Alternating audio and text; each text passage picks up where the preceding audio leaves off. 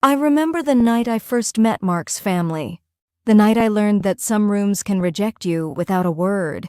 It was his mother's spring charity gala, the kind of event where even the air feels expensive. White tablecloths, crystal catching the afternoon light like prisms, and women who seemed born knowing where to place their laughter. Mark squeezed my hand at the entrance. "You'll love them," he said, but his eyes were already scanning the room, finding faces, orienting himself in a world I was still trying to decode. I smiled. I didn't tell him I'd been holding my breath since we parked. The women noticed me right away. Not with stares, but with something quieter. A pause in conversation long enough to register me, then let me fade. They wore pale colors, cream blush, ivory. Their jewelry was simple but unmistakably expensive. Everything about them spoke the language of old money. A language I didn't speak. Even then, I was studying the architecture, not of the room, though it was beautiful, but of the people inside it, where they stood, how much space they claimed, the way light gathered around certain faces and avoided others. I was learning. Even elegance has a floor plan. Helen, Mark's mother, glided over in champagne silk. The sound of her heels was precise and unhurried.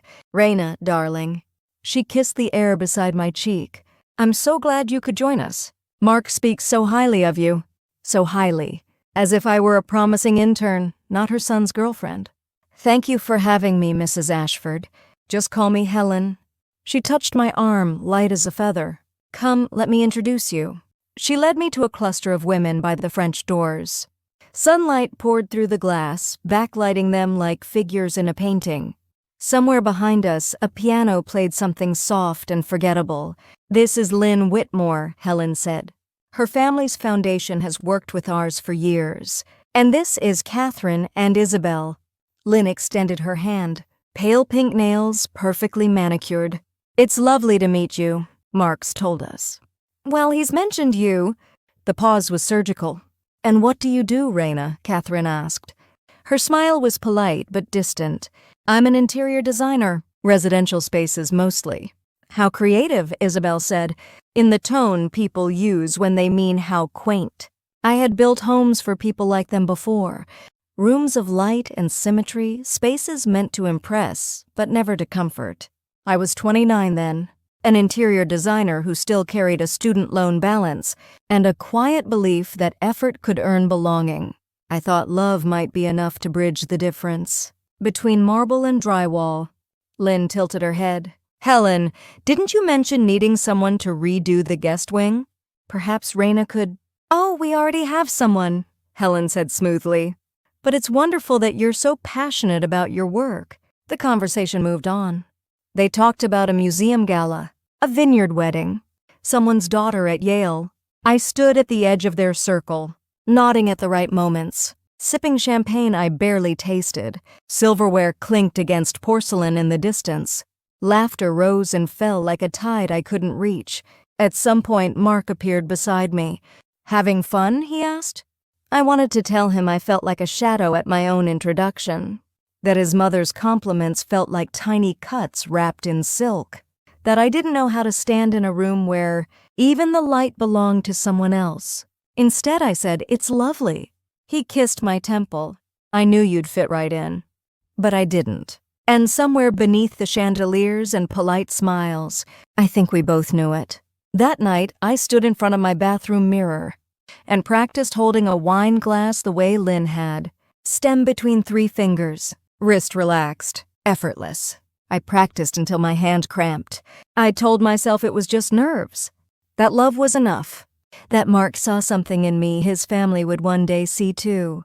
But the truth was already there, quiet and cold. I was always going to be the girl who had to practice. And in rooms like that, practice doesn't count. The mirror reflected my face back. Unchanged, but somehow smaller. The bathroom light hummed softly above me, casting shadows I hadn't noticed before. We married in October under a canopy of white roses Helen had insisted on. The ceremony was beautiful. I won't lie about that. The kind of beautiful you see in magazines, where every detail is perfect and nothing feels real. Mark's vows were tender. He promised me forever with eyes that believed it. And I believed it too, standing there in a dress that cost more than my first car, surrounded by 200 people I barely knew. Helen cried during the ceremony, delicate, photogenic tears. At the reception, she toasted to new beginnings and the blending of families. She said I was a breath of fresh air. The guests applauded. Mark beamed.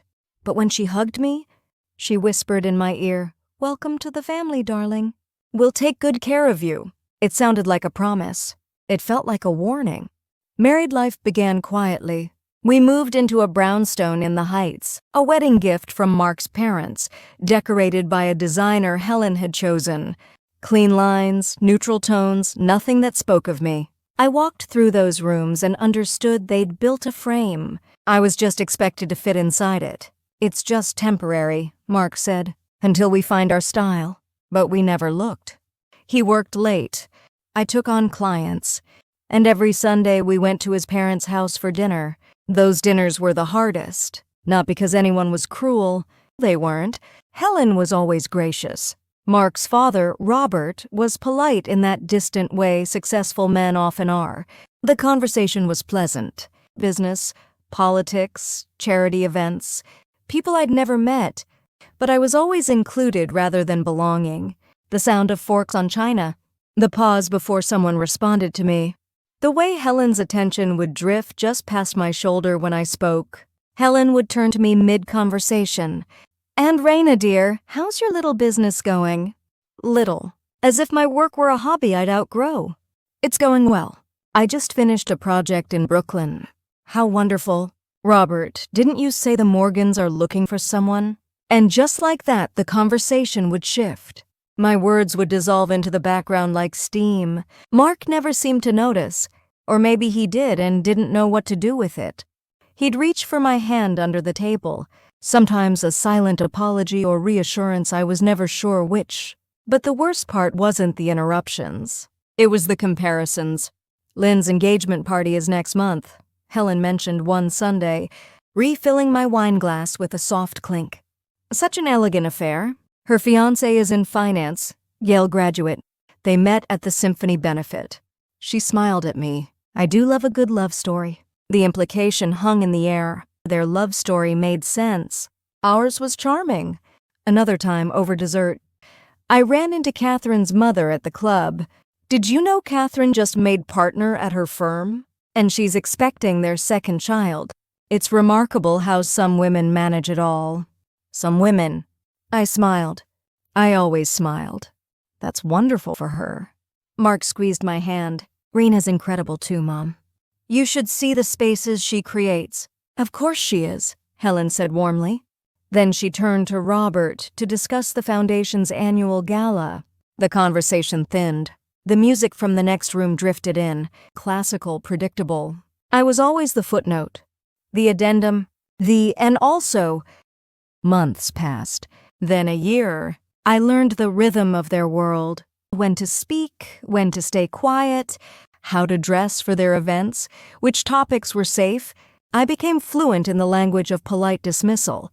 I told myself it didn't matter. That I had Mark?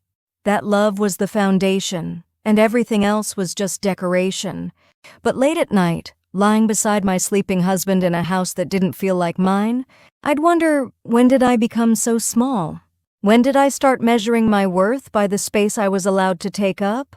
In my work, I understood balance, load-bearing walls, the difference between structure and ornament. I knew that when you remove the wrong support, eventually, something collapses. I didn't realize I was studying my own blueprints. I didn't have an answer, only the silence and the slow, steady erosion of a woman I used to recognize in the mirror. I didn't know yet that silence could splinter like glass. I kept telling myself the foundation was sound. By the time Mark's father's birthday dinner came around, I had perfected the art of invisibility. I just didn't know yet that invisibility has a breaking point. Outside our bedroom window, the streetlight flickered once, then held steady. The brownstone walls were solid, perfect, silent. But somewhere beneath the surface, I could feel it, the faintest vibration, like a crack beginning to breathe. Robert's 70th birthday fell on a Saturday in May. The dining room glowed with candlelight, tall tapers and silver holders down the center of the table, their flames steady and golden. The kind of light that makes everything look softer than it is. I'd arrived early to help set up, though Helen had made it clear the caterers had everything handled. Still, I came. I wore the dress Mark had chosen. Emerald silk, understated jewelry. I'd learned by then never outshine the family, but never look like you're not trying. The guest list was small, just family and a few close friends. The Whitmore family, of course. Lynn arrived in cream linen, her engagement ring catching the light every time she lifted her wine glass. I sat beside Mark, across from Lynn and her fiancé. Helen positioned herself at the head of the table, Robert at the other end. The arrangement felt deliberate, like a stage set. Dinner began with the soft clink of silverware on porcelain, polite murmurs, compliments about the lamb, the wine, the flowers. I stayed quiet, the way I'd learned to. I smiled when spoken to. I nodded at the right moments. I was performing a role I'd rehearsed for 2 years. "Robert, you look wonderful," someone said. 70 never looked so good. He raised his glass. "I'm blessed. Good health, good family, good work still to do." Everyone toasted. Crystal chimed against crystal like tiny bells. Then Helen stood, her champagne flute catching the candlelight. "I want to say a few words," she began, her voice warm and steady. "Robert, you've built something extraordinary, not just a business, but a legacy, a foundation that reflects your values, integrity, refinement, and a deep commitment to community." She paused, scanning the table. Her gaze landed on Lynn. "And I'm so grateful for the people who share those values. Lynn, darling, your family has been such a blessing to ours. Watching you grow into the woman you are today, it reminds me what true partnership looks like. Grace, intelligence, and a real understanding of what it means to carry a family name forward." Lynn smiled, modest and glowing. Helen turned to her son. "Mark, you've always made us proud. I know your father and I have high hopes for your future, for the kind of family you'll build, the kind of legacy you'll leave." She raised her glass higher. "To Robert, to family, and to the people who understand what we're trying to protect." Everyone drank. I lifted my glass. The champagne tasted like nothing. Mark squeezed my knee under the table. A gesture of reassurance, maybe, or apology. I couldn't tell anymore. The conversation shifted. Someone asked about the foundation's upcoming gala. Helen began describing the guest list, the venue, the charity auction. "We're being very selective this year," she said. "We want to make sure everyone there truly represents the foundation's mission. It's not just about raising money. It's about curating the right image, the right relationships." Lynn nodded. "That makes sense. You can't dilute the brand." "Exactly," Helen said. She glanced at me just for a second. "Some people understand that instinctively. Others, well, they mean well." The table went quiet for half a beat. Then Robert changed the subject, and the moment passed like a ripple smoothing back into glass. But I felt it. The crack. The thing I'd been holding together for 2 years suddenly pulling apart at the seams. Mark leaned over and whispered, "You okay?" I nodded. My face was calm. My hands were steady. Inside, I was calculating how many times I'd sat at this table, how many polite dismissals I'd absorbed, how many versions of myself I'd erased to fit their frame. Dessert arrived, a chocolate torte with gold leaf, delicate and perfect. Everyone praised it. I took one bite and set my fork down. The candles flickered. Laughter rose and fell in soft waves. Outside, through the tall windows, I could see the garden, dark except for the glow of pathway lights leading toward the gate. Helen caught my eye from across the table. She smiled. It wasn't cruel. That was the worst part. It was kind, in the way someone is kind to a child who doesn't understand the rules yet. I smiled back, and in that moment I understood I would never be enough. Not because I lacked anything, but because the table was never built for me. I excused myself quietly. No one noticed. In the bathroom, I stood in front of the mirror and looked at my reflection. The emerald dress, the perfect hair, the face that had learned to stay pleasant no matter what. I looked like someone I didn't recognize anymore. I thought about my clients, the spaces I'd redesigned, the walls I'd opened up, the light I'd let in. I thought about the way a single beam could change a room's entire meaning, and I realized I'd spent 2 years trying to fit into someone else's design. It was time to draw my own. When I returned to the table, the cake had been cut. Everyone was laughing about something Robert had said. Mark reached for my hand, relieved I was back. I let him hold it, but I wasn't there anymore. I was already gone. Through the window behind Robert's chair, the garden lights blurred into small halos in the darkness. My water glass sat untouched, perfectly centered on the white linen. The surface trembled once, just once, from the vibration of passing laughter. Then it stilled. I told Mark I needed a few days alone. He looked confused, worried. Is this about tonight? Mom didn't mean anything. I know, I said, and I did. That was the problem. She didn't mean anything, because I didn't mean anything. I just need some space to think. I'll go to the villa. The coastal house had been mine before the marriage, a small inheritance from my grandmother, perched on a cliff overlooking the water. I'd kept it, even though Helen had suggested we sell it. For simplicity, she'd said. I'd refused. It was the only structure I'd ever owned outright. Mark kissed my forehead. Take all the time you need. I'll be here when you're ready. I packed a single bag and left before sunrise. The drive took 3 hours. The engine hummed low and steady beneath me, a constant rhythm that matched my heartbeat. I didn't play music. I didn't call anyone. I just watched the highway stretch out in front of me, gray and infinite, the sky lightening at the edges. The tires drummed against asphalt. Soft, repetitive, hypnotic. Mile markers passed like breaths. Somewhere past the 2nd hour, the landscape changed. Trees thickened. The air through the cracked window tasted different, salt beginning to thread through the morning chill. By the time I reached the coast, the sun was breaking through the clouds in long, pale beams. The villa sat exactly as I'd left it. White stone, blue shutters, surrounded by wild grass that moved like water in the wind. The ocean roared below, steady and relentless.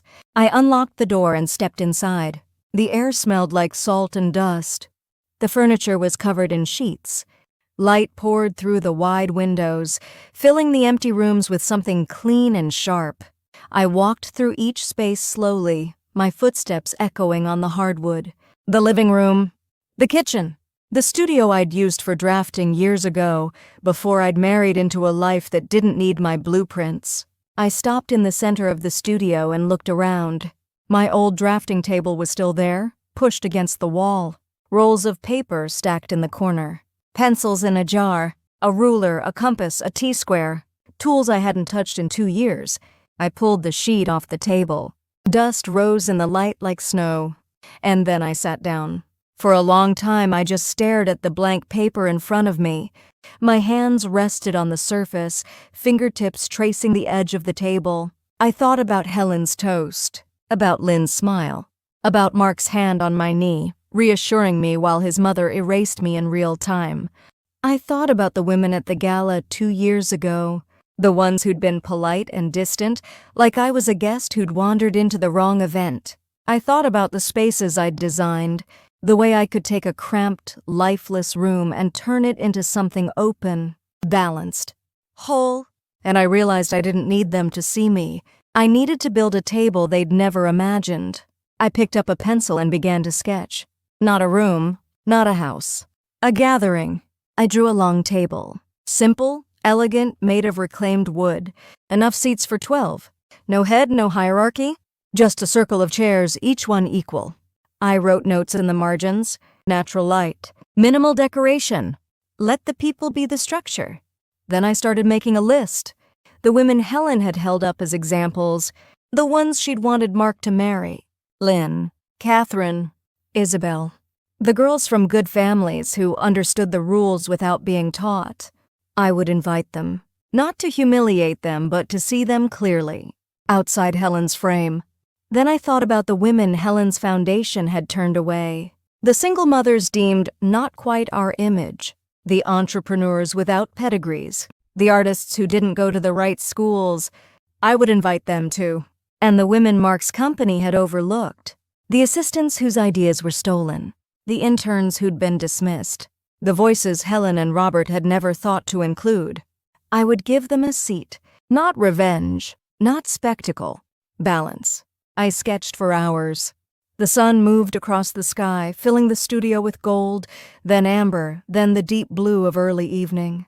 By the time I set the pencil down, my hand ached. But the table was there, drawn in clean, precise lines, a structure I could see, a gathering I could build. I stood and walked to the window. Outside, the ocean stretched endlessly, dark and alive. The horizon line was sharp and clear, dividing water from sky with perfect geometry.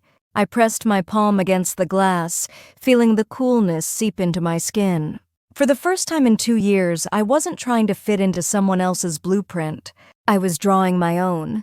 On the drafting table behind me, the list of names sat in neat columns.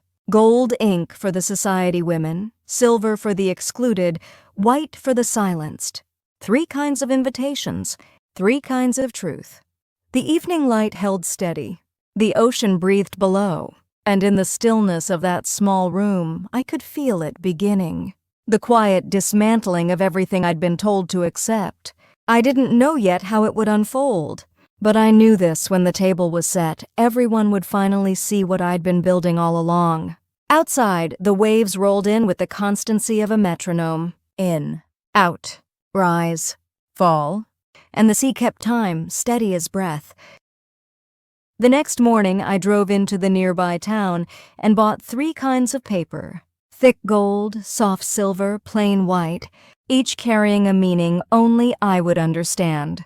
Back at the villa, I began to write the invitations. It took me all day, not because I didn't know what to say, but because each letter demanded a kind of honesty I'd never spoken aloud. Gold cardstock for the women Helen had elevated. Cream, expensive, embossed. The kind of paper that whispered, "You belong here." Silver for the women the foundation had turned away. Mata, elegant but softer. Less performative. White linen for the women Mark's company had overlooked. Simple. Clean. The kind that didn't apologize for being plain. I laid them out in rows on the table. The afternoon light fell across them like a scale finding balance. Outside, the ocean murmured steadily. The sound threaded through the open window, mixing with the scratch of my pen. You are invited to dinner. That's all the first line said. No occasion. No formality. Just an invitation to be present. A table has been set. Not for celebration, but for conversation. Not for performance, but for truth. I wrote each one by hand. The same message, but I changed the closing for each woman. For Lynn, I think it's time we met outside the frame. For Catherine, I'd like to hear your voice without an audience. For the chef, Helen's foundation had rejected because she was a single mother. Your work deserves a seat at any table. For the assistant whose proposal Mark had claimed as his own. What you built was never his to take. I signed each one simply Raina. The ink dried slowly. I could hear the faint rustle of paper as I folded each card and slid it into its envelope.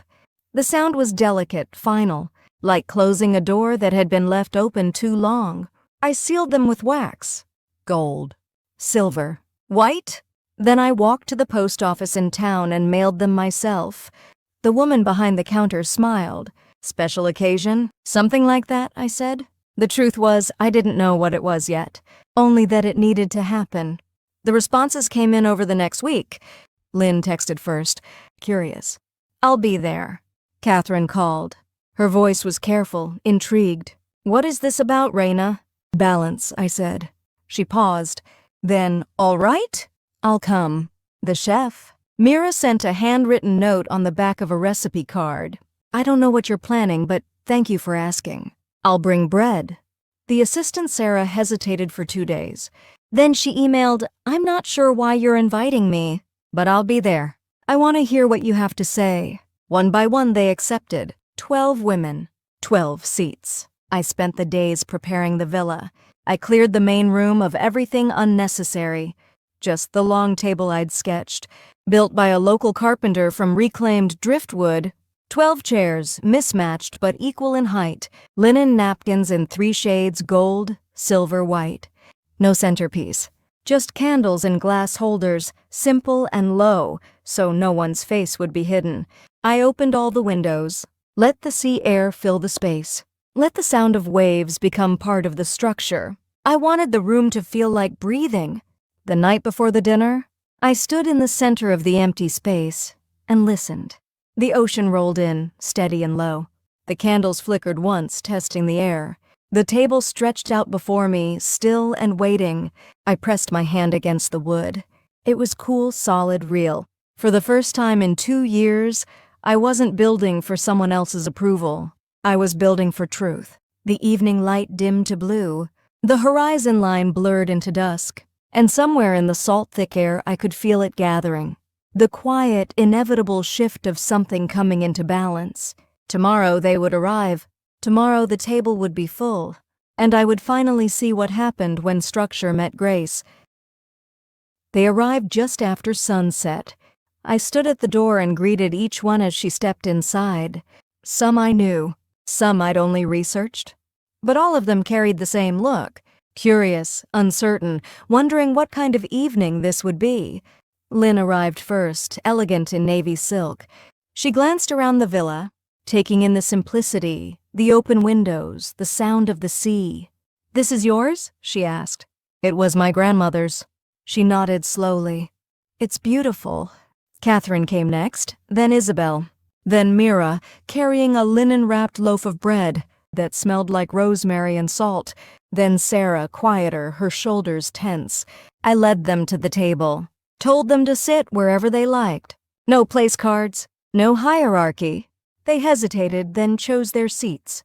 The society women naturally gravitated toward one end, the excluded women toward the other. Sarah sat in the middle between worlds.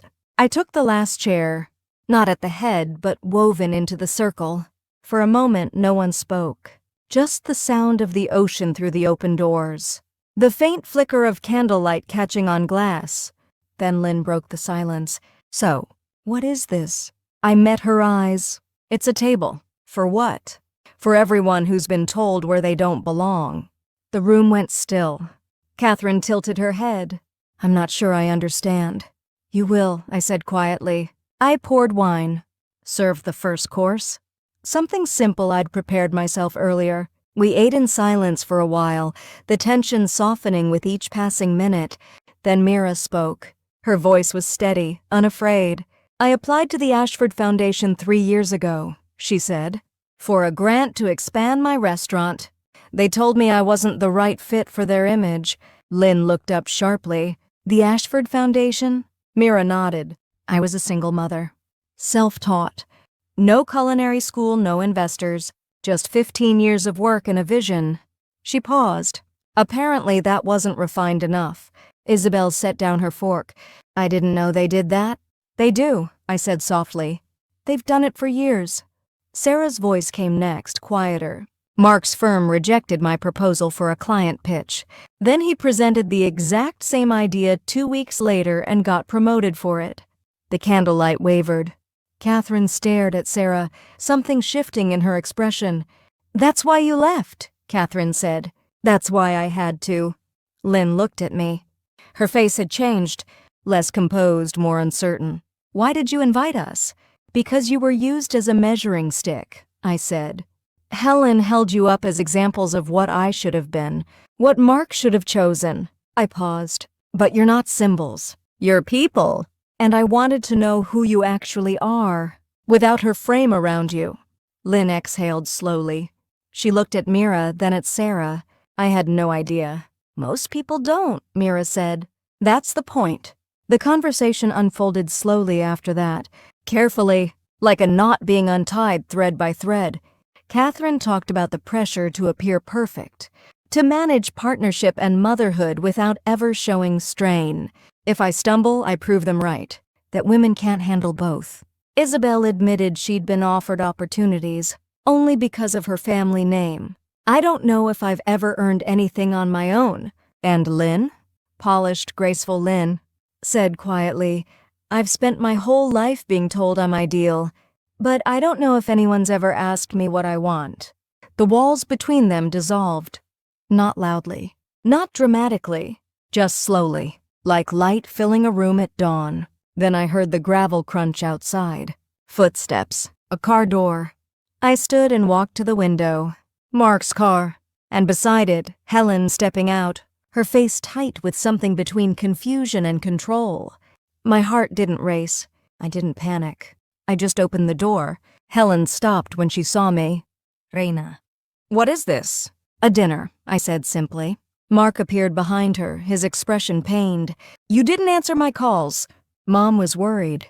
I'm fine. Helen's gaze moved past me into the room. She saw the table. The women.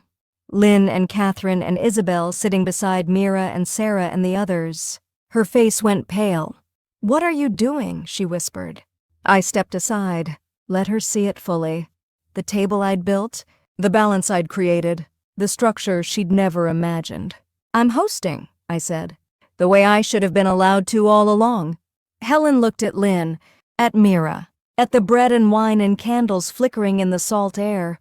You don't understand what you're... I do, I said, calm, certain. I understand exactly what I'm doing. Mark started to speak, but Lynn stood. She walked to the door, her eyes on Helen. Mrs. Ashford, she said quietly, I think you should leave. Helen stared at her. Excuse me? This isn't your table. Lynn glanced back at me, something new in her expression. Respect. Solidarity. It's hers. For a long moment, Helen didn't move. She looked at her son, at the women inside, at me, standing in the doorway of a house she'd once told me to sell. Then she turned, walked back to the car. Mark hesitated. Reina? Go, I said gently. He looked at me like he was seeing me for the first time, or maybe the last. Then he left.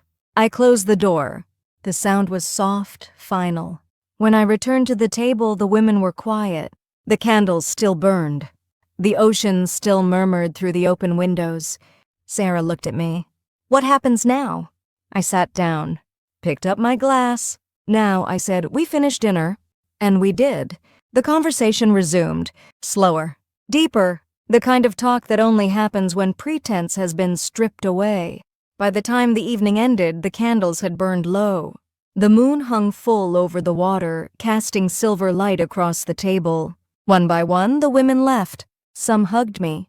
Some simply nodded. All of them looked different than when they'd arrived. Lighter somehow. Freer. When the last one was gone, I stood alone in the empty room. The table was still there. The chairs pushed back, slightly uneven. A few crumbs on the linen. A water ring where someone's glass had been. I walked to the window and looked out at the dark sea. The waves rolled in. Endless. Steady. Unchanged. But I had changed. And in the morning, the world would know it too. On the table, a single candle still flickered. Its reflection doubled in the window glass. One flame, two images perfectly aligned. Then the wind from the ocean blew through and the flame went out. She came alone. Helen. I heard the car just after sunrise. The sound of gravel, deliberate and slow. I was in the kitchen, washing the last of the glasses from the night before. My hands were warm in the soapy water. Steam rose between my fingers. I dried them slowly, set the towel on the counter.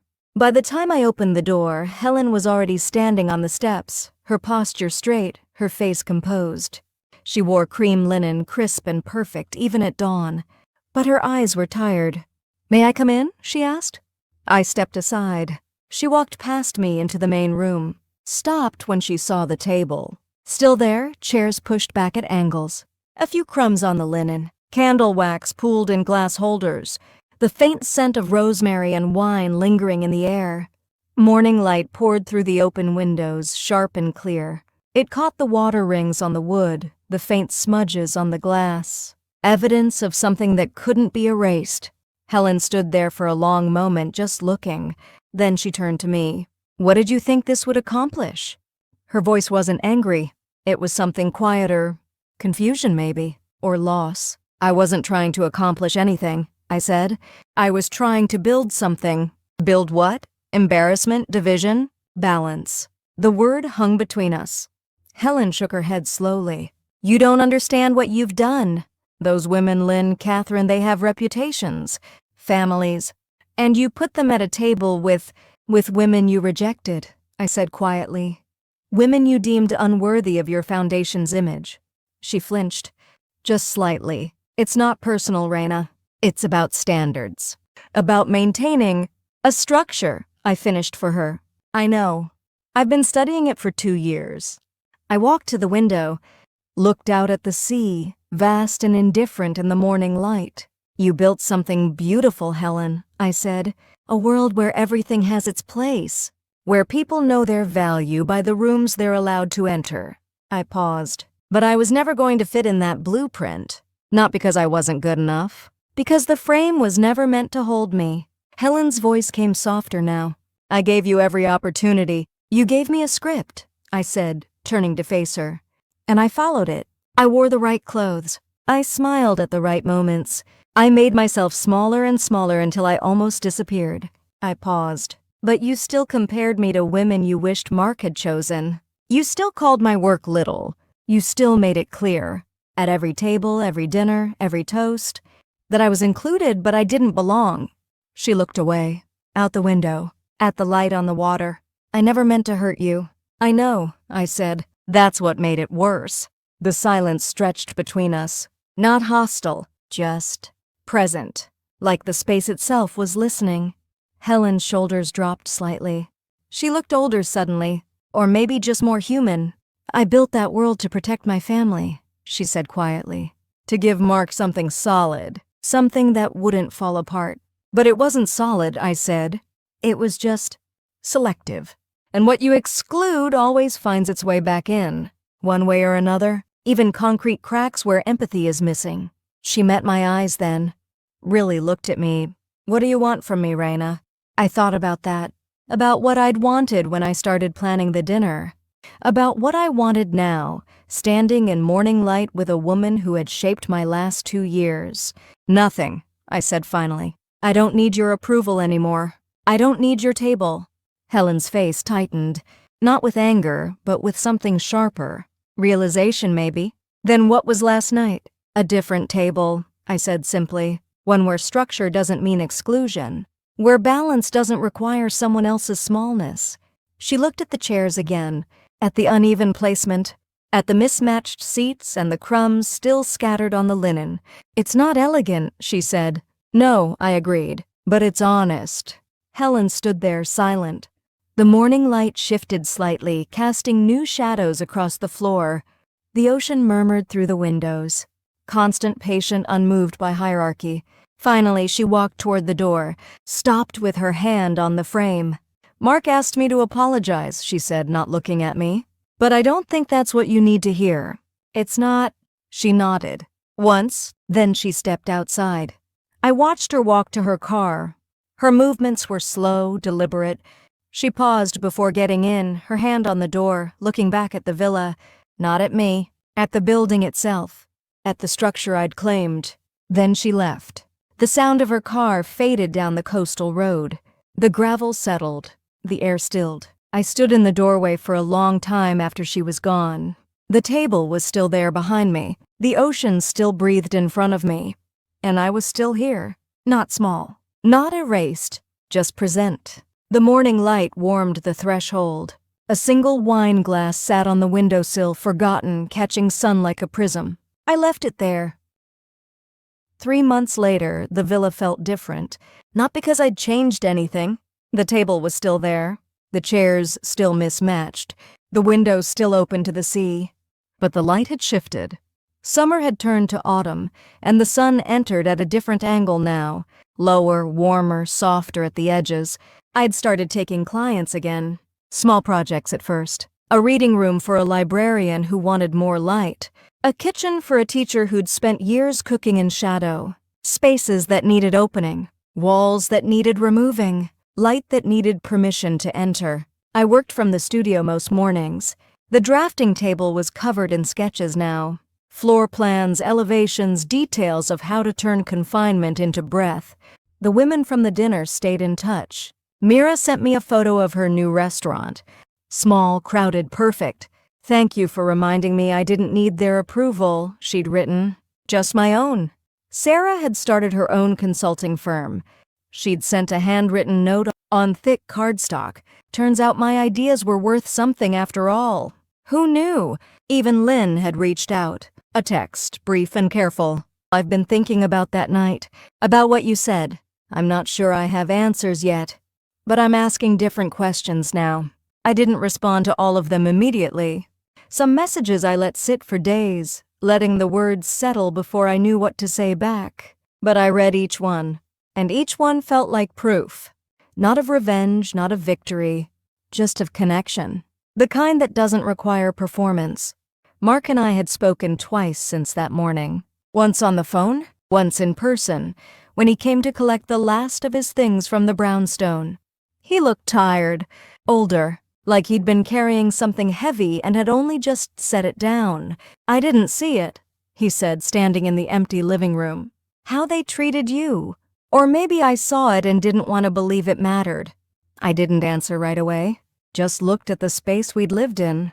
The clean lines Helen had chosen, the neutral palette that had never been mine. It mattered, I said quietly. He nodded. I know that now. We'd agreed to separate quietly. No drama. No lawyers yet, just space. Time. The acknowledgement that some structures can't hold what they were never designed to carry. He asked if I hated him. I told him no. And I meant it. Hate is just another structure that needs someone to hold it up. Hate required energy I didn't have anymore. And it required a belief that he'd been in control of his mother, of the family, of me. But the truth was simpler. He'd been as trapped in that blueprint as I was. He just hadn't known the walls were there. Today, I'm working on a new project. Not for a client, for myself. I've cleared the studio completely. Rolled out fresh paper across the drafting table. The surface is clean, white, infinite. Outside, the ocean is restless. A storm is moving in from the west. I can smell it in the air, taste the salt thickening on my tongue. But for now, the light is steady. I pick up a pencil, hold it over the blank page. For a long time, I just stand there. Not because I don't know what to draw, but because I'm learning to trust the pause, the silence before the line, the space before the structure. I think about the table I built, the women who sat there. The way balance doesn't mean symmetry. It means weight distributed evenly, even when the shapes are different. I think about Helen's world. How preservation became confinement. How elegance became exclusion. And I think about my own hand, hovering over this paper. How I spent so long trying to sketch myself into someone else's design. How I almost forgot I'm the architect here. I press the pencil to the page. One line. Clean. Horizontal. The foundation of something I haven't named yet. Then I stop. Not because I'm finished, but because starting is enough. The ocean wind lifts the edge of the paper slightly, a gentle flutter, like breath testing the air. I don't pin it down. Outside, the light shifts. Clouds gathering. The sea darkening from blue to gray to something deeper. But in here, in this small room with its open windows and salt-thick air, everything is exactly as it should be. The pencil rests on the table. The paper waits. The line remains. Simple, true, unfinished. And the silence around it holds steady, like a structure that finally knows its own weight. Thank you for staying with me till the end. If this story spoke to you, I'd love to hear your thoughts in the comments. And if you'd like to hear more stories like this one, please don't forget to like and subscribe. See you in the next story.